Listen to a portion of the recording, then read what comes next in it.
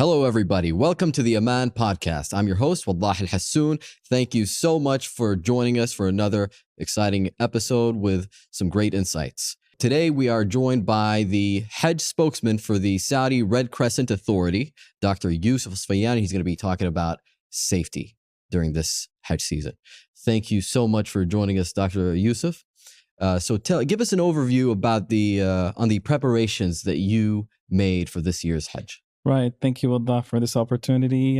Glad to be here with you. The Saudi Red Crescent Authority is part of the health sector today, and we are in alignment with our Vision 2030 in the Kingdom of Saudi Arabia. We're privileged today to actually, kind of respond to this religious mass gathering, if I may say. The Saudi Red Crescent Authority has its own fleet as part of this healthcare sector kind of response. And we actually do have lessons learned every year from what we could do and how we could improve the service.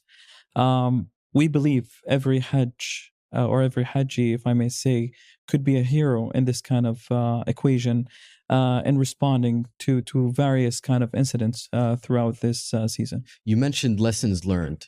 Right. So what are some of the lessons learned that you from the previous Hajj seasons? Right. So we've learned a lot. The environment in Hajj is quite different. We have patients that are crowded in various areas and kind of, let's say, narrow kind of zones and various locations in the holy sites. We try to reach them with various kind of equipments and fleet, let's say, and vehicles. We have improved that this year. We do have like some kind of rapid response teams these days with scooters, kind of motorbikes, rather than the kind of standard EMS vehicles. So that multiple means of transportation. Right, exactly. So that actually did help, reach those patients and respond to them in a short time.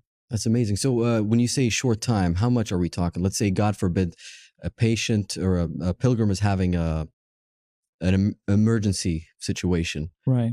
So how fast do you respond? Now, I have to say, every second counts. So we would love for the bystanders and the Hajjis to actually participate in this kind of equation. We try to kind of aware Hajjis about how they can respond in various kind of incidents. We work hard in those kind of preventive measures before actually the incidents occurs. So we do basically work on that and make some efforts in these kind of awarenesses.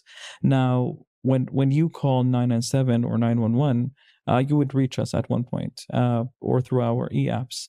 By reaching us, we would give you certain instructions, whether it depends on the case, obviously. And you will be, kind of dealing with a dispatcher who is really kind of professional and knows what he's basically instructing the bystander. The bystander or the Hajji has to be calm. This is a message we would kind of enforce in the way we're going. So being calm is very important to kind of control the situation. And, doing certain kind of measures or interventions by the bystander do actually save lives. Every second counts. We have been working on various kind of implementations. We have our AAD devices now in the holy sites distributed to kind of help those pilgrims reach those in a very safely manner, and with simple instructions written and kind of even verbally given to those bystanders actually do make a difference. So what about if someone was let's say reluctant on if they see somebody having an emergency situation, a bystander? Right. What would you tell them? Right. Now, we have been trying to kind of train the bystanders on kind of knowing first, because they're coming into campaigns, obviously, whether from inside the kingdom or outside. And we treat everyone in, kind of equally in these situations. Now, basically, what happens is we try to kind of inform all pilgrims about our kind of emergency phone numbers and how to reach us, because this is the first kind of trigger. We try to train as much as we can of pilgrims on kind of what we call first responder kind of tools and kits, and then in different kind of various short duration courses.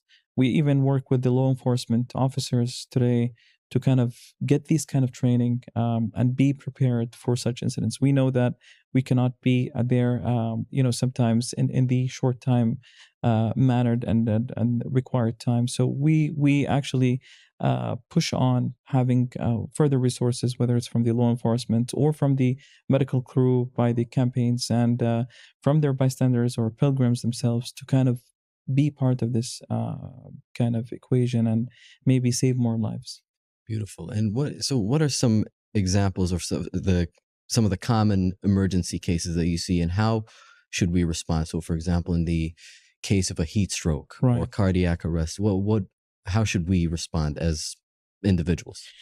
Right. So in Hajj season is basically what we usually say is no different than other kind of incidents. We see the routine kind of, so we see heat strokes, we see kind of what we call myocardial infarctions, or kind of those cardiac arrest patients. And we do see as well the kind of stroke patients as well, and various other like the normal routine kind of incidents.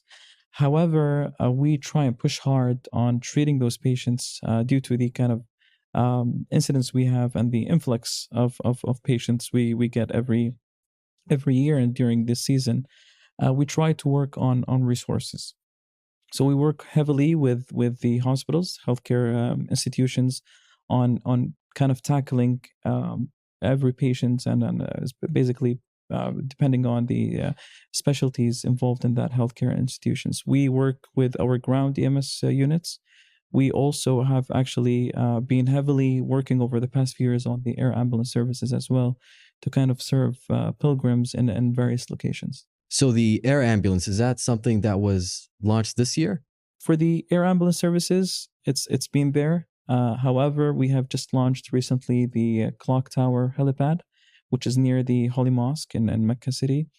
And we are really kind of pushing forward on having these kind of helipads all over the holy sites.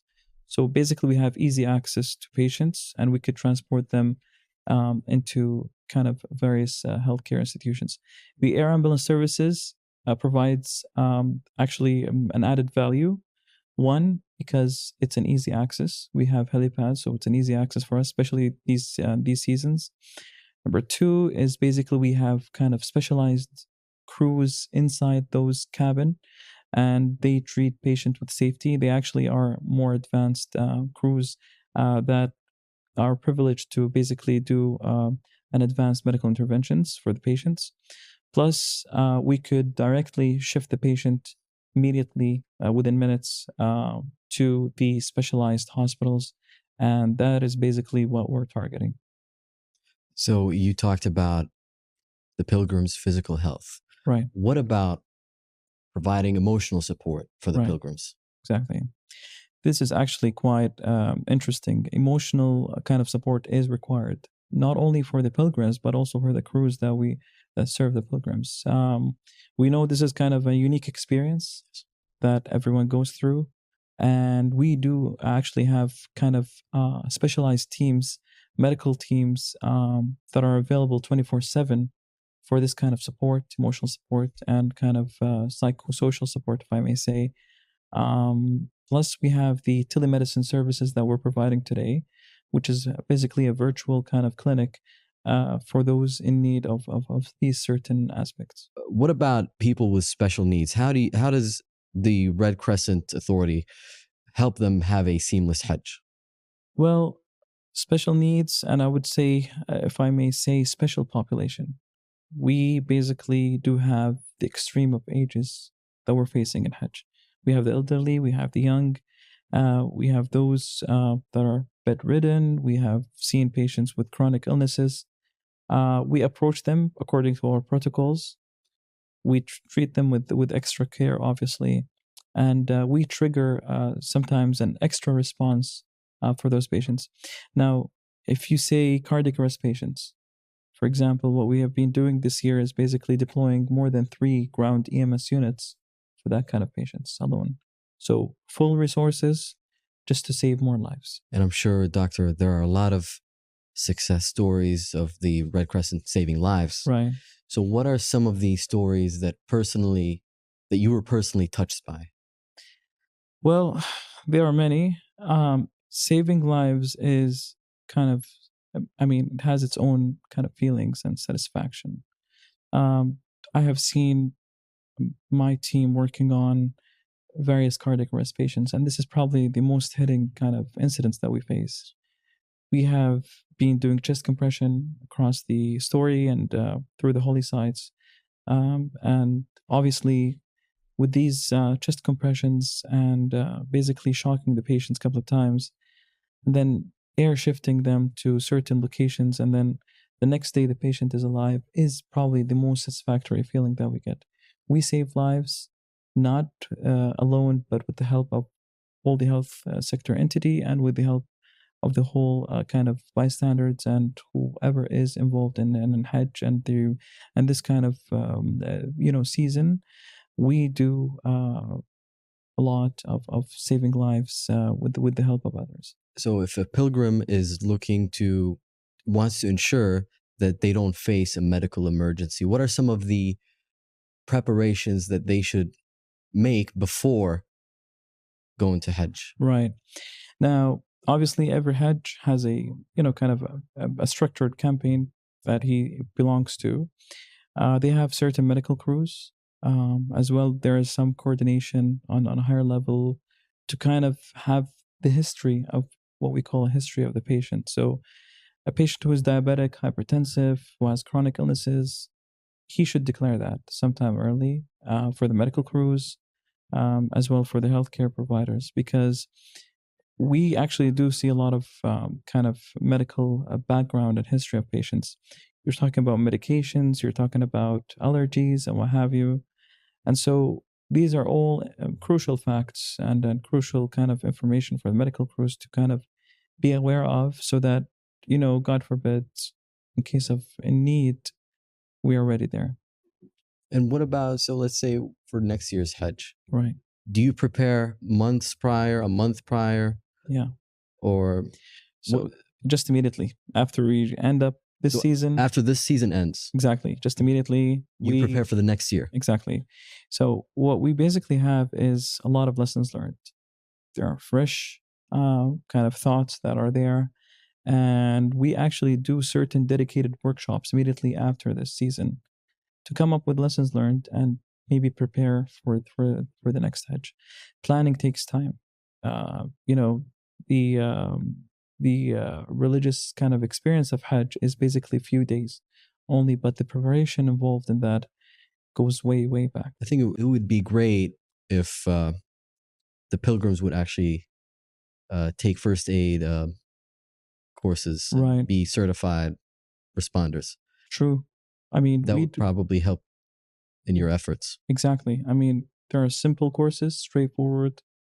Some of the courses are like 2 hours from those interested. And we actually try to trigger everyone to take these courses because they're simple. They're in different languages. And basically, we can, send the message to the bystanders easily. And they can save... How many languages are we talking? We're talking like, we have various languages according to the needs of pilgrims. But then when we talk about responding to calls, we do have more than 10 languages that are available today in responding to calls. But we have the HA guidelines that could provide in different languages, and we could support that. Are you looking to provide more languages in the years ahead? But definitely. We see many interested pilgrims that are there, and they're willing to help.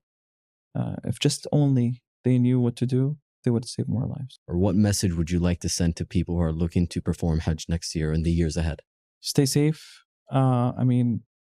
Preparing yourself and the awareness probably is the most important kind of crucial element in having a safe Hajj experience, I would say. Amazing. Dr. Youssef, thank you so much for your time. Thank you so much. And thank you all for listening. This podcast is brought to you by Tahkum. See you next time.